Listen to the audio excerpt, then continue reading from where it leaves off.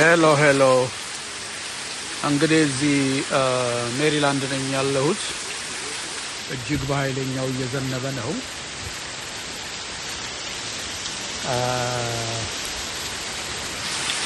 ዝናብን በተመለከተ እንዲህ ሁለት ነገር ለመናገር ነው።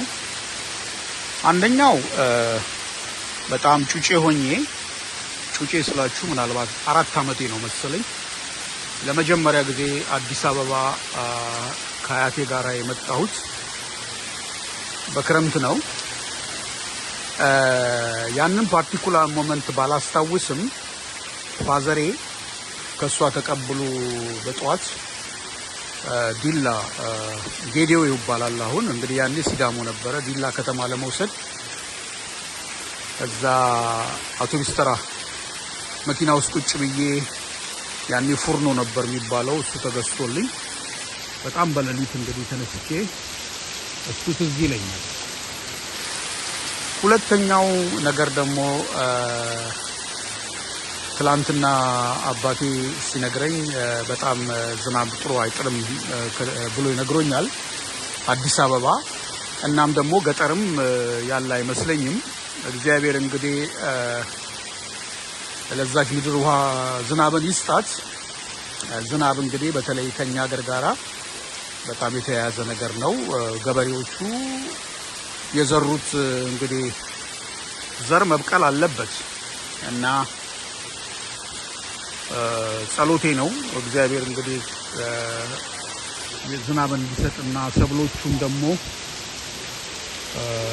እንዲያሸቱና ከዛ በኋላ ደግሞ ትርፍ እንዲገኝ ማለት ነው ምርት እና እግዚአብሔር እሱን እንግዲህ ለምነዋለሁ።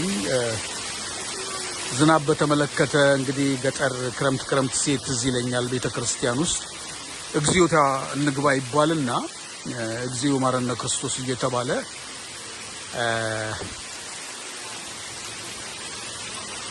እግዚኦ የሚባልበትን ኮንዲሽን አስታውሳለሁኝ። ከዚህ ጋር በተያያዘ አንድ ስብከት ላይ ነው መሰለኝ የሰማሁት። አንድ ጊዜ አንድ ከተማ በጣም ገጠርም ሊሆን ይችላል ዝናብ ይጠፋና በኋላ በቃ እስቲ እግዚኦታ ይደረግና ለእግዚአብሔር ዝናብ እንደሚያዘንብ እንጠይቀው ተብሎ ቤተሰብ ሁሉ ይውጣ ልጆችም ሳይቀሩ ሁሉም እንግዲህ በጣም ከባድ ኮንዲሽን ስለነበሩ ማለት ነው ተብሎ እሺ ተባለና በቀጠሮ ሰዓት በሚሄዱበት ጊዜ እንግዲህ ዝናብ ካዩ በጣም ብዙ ጊዜ ነው። እዛ ቤት ውስጥ ያለችው ትንሿ ልጅ ጃንጥላ ፈልጋት ይዛለች ማለት ነው። ከዛ በኋላ ጃንጥላ ለምንድን ነው ያሽው ሲሏት ጊዜ አይ እግዚአብሔር ዝናብ እንደሚሰጠን ልንለምን አይደለም ወይ ስንመለስ ዝናብ ይዘንባል ብላለች ይባላል።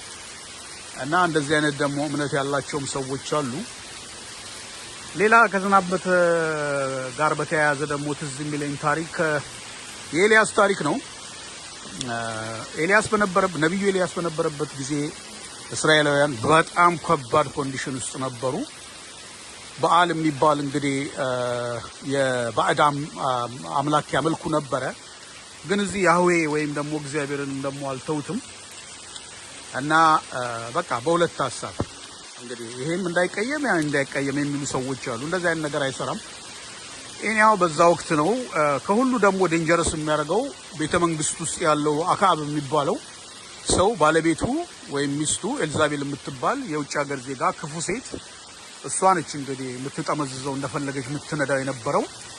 በስሯ ያሉ ደግሞ የበዓል ነቢያት ሁሉ እስራኤላውያኑ ነው ማለት ነው ነበሩና ከዛ በኋላ መንገድ ላይ ያገኘውና አክዓብን ኤልያስ ሲያዩ ጊዜ ምን አለ አክዓብ አንተ ነህ እንዴ አገሪቷን የምትበጠብጠው አለው። አንተና ደግሞ የአባት ቤት ናችሁ የምትበጠብጡት አለና ከኔ አፍ በስተቀር ለሚቀጥሉት 3 ዓመታት ዝናብ አይዘንብም አለው ማለት ነው። ነገር ግን እግዚአብሔር በኋላ ተሐድሶን ሰጣቸውና ከ3 ዓመት ተኩል በኋላ ኤልያስን ኪፕ አድርጎት በዛ ሁሉ መከራ ውስጥ በአንዲት ሴት ምክንያት በአንዲት መበለት እየቀለበችው ከዛ በኋላ ግን ዝናብ መጣ እና እስራኤል ማን ነው ኤልያስ እንደኛ ሰው ነበረ፣ ነገር ግን ጸልዮ ፀሐይና ዝናብን አመጣ ይላል የእግዚአብሔር ቃል። እንግዲህ ያለው ነገስት ሁለተኛ ነገስት መጽሐፍ መጀመሪያ ምዕራፎችና ኤልያስ ሰው ነበር የሚለው የያዕቆብ መጽሐፍ ላይ ነው። ብቻ ተባረኩ። መልካም ቀን። ቻው